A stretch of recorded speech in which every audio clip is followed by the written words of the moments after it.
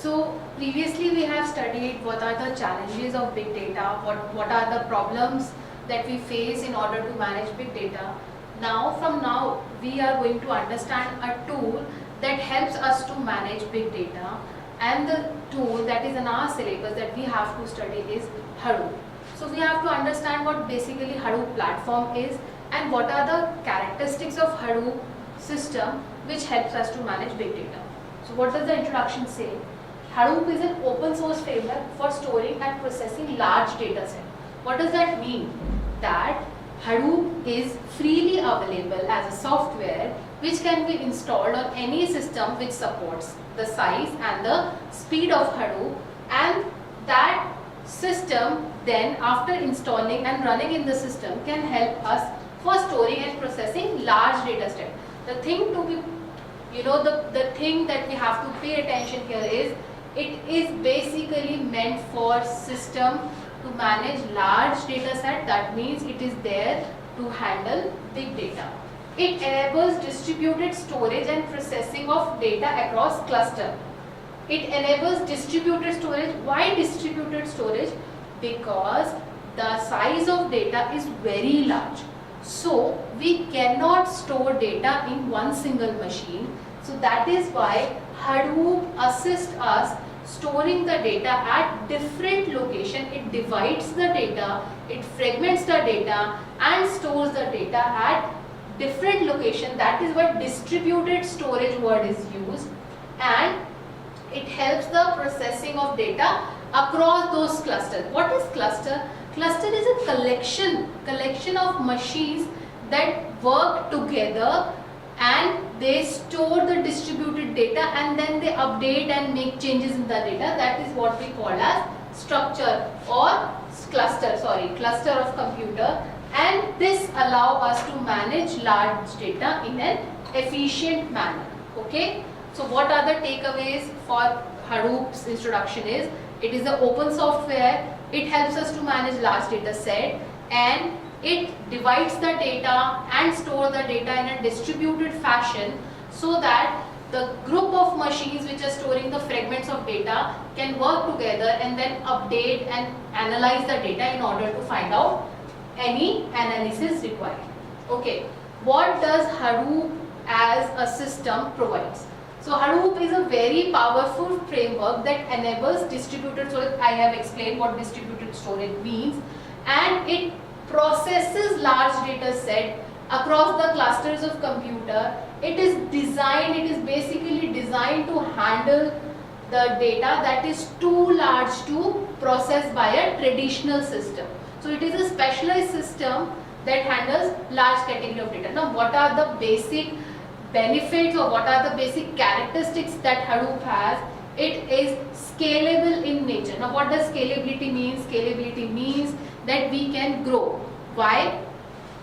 Because the amount of data is increasing day by day.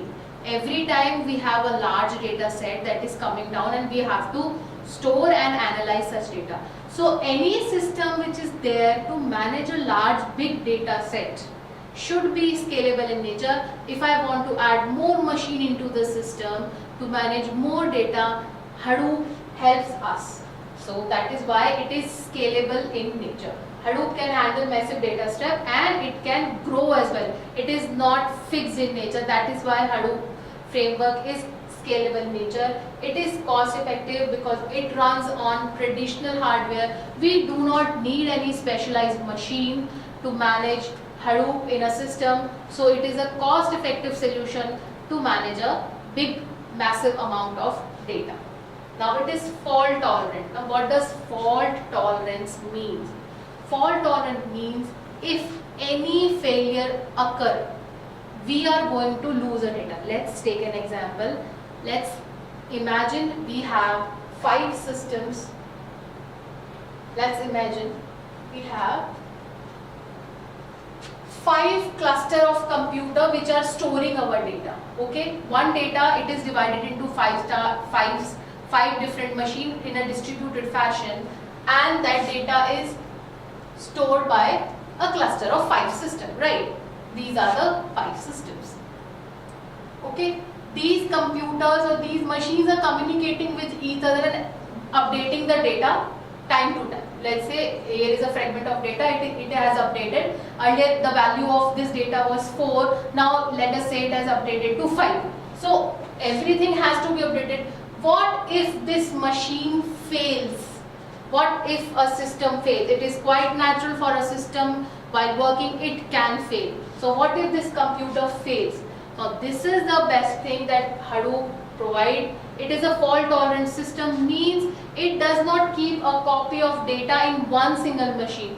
It stores the data in different machine. It stores the replica of the data in different machine, so that if data in a particular machine get lost, other machines have the copy of that data. Alright, so it is designed to be resilient, it is designed to maintain the integrity of data if some machine or if some failure happens. So that is fault tolerance. Okay, it maintains the availability of data in any situation. Alright, now what is flexibility? It works on different models. It is not reliant on single platform of language. We can incorporate different languages and then it can work easily with Hadoop framework. So these are the 4 major characteristics or benefits of Hadoop, that it is scalable in nature, it can grow with the growing data, it is cost effective, we do not need any specialized machine to manage to store Hadoop system in our computers. Next, it is fault tolerant. If any failure occurs, we have the copies of data at different location that can help us to make the data is secure and available all the time. And last is, it is flexible in nature. It can work with different category of platform, different machines, and then we do not need to know any specialized language to manage Hadoop system. Alright, now what is a Hadoop ecosystem? Hadoop is an umbrella term and it contains multiple tools under it, and that collection of multiple tools is known as Hadoop ecosystem. It is not a single system, it is a collection of systems that works together and then solves the purpose. So what were the 3 basic components of Hadoop initially? Although there were more components added later into Hadoop ecosystem. First was HDFS, stands for Hadoop Distributed File System. What does this HDFS do? Now here where the distribution of data happens. See, we have large category of data coming. See, very massive amount of data is coming. We create fragments of data. Now what does HDFS do? HDFS stores the data at different locations. It manages the data at different locations. It fragments the data.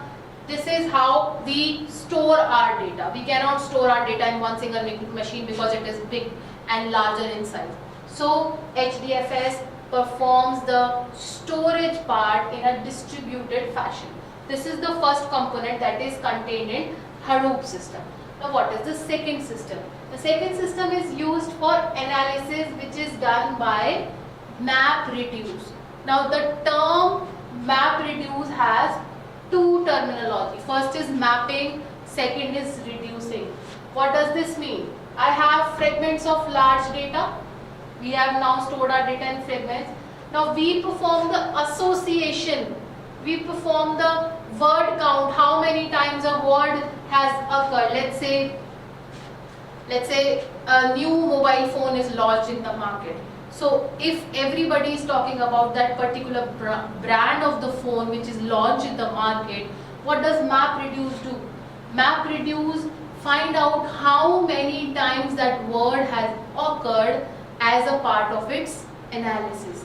So HDFS performs the storage part, MapReduce does the parallel processing. That means the moment data is coming, we are analyzing the data, we are doing the word count, we are performing any analytic algorithm with the help of MapReduce. And the third component is YARN. YARN stands for yet another resource allocator. Now what does that do? Earlier memory management, management of operating system, and all the resources was done by MapReduce, which was really difficult task. Analyzing a data, and at the same time analyzing the resources, the amount of memory available in the system, whether all the systems are working properly in a cluster or not, was executed by MapReduce, which used to cause multiple failure. In order to reduce the failure of system, the work done by MapReduce was distributed or shared by another component, that is Yarn.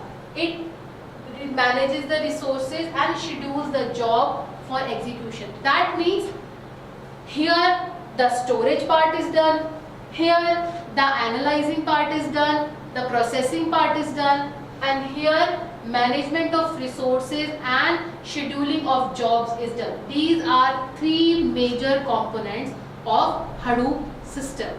Without these three systems, Hadoop cannot work. Let us move forward.